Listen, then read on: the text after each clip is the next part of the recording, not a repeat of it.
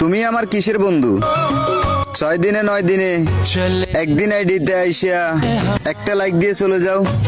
যদি সত্যিকারের আমার বন্ধু হতে চাও, শেয়ার কপি লিংক রিপোস্টের পাশে একটা কমেন্ট করে যাও।